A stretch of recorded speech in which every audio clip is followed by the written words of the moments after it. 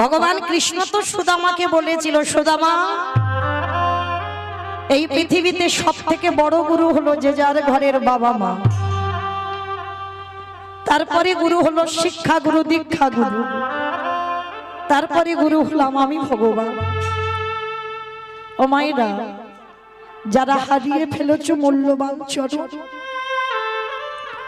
মৃত্যুর আগের দিন পর্যন্ত মাথা ঠুকলে আর ওই মূল্যবান চরণ পাবে না। এই মূল্যবান চরণ কেন বললাম জানো? ভগবান বলছে নবদ্বীপ যেতে হবে না, বৃন্দাবন যেতে হবে না, হরিদ্বার, দক্ষিণ ভারত, পশ্চিম ভারত কোথাও করতে হবে না, সবটাই পেয়ে যাবে বাবা মার চরণে। কারণ ভগবান নিজের থেকে আগে বাবা মার জায়গাটা দিয়েছে। ওই দুটো চরণ যে একবার ভজন করবে তার সমস্ত তীর্থের ফল নাকি ওখানেই হয়ে যাবে। নিতাই গৌর প্রেমানন্দে। হরি বল, হরি বল, হরি বল। কিন্তু আমরা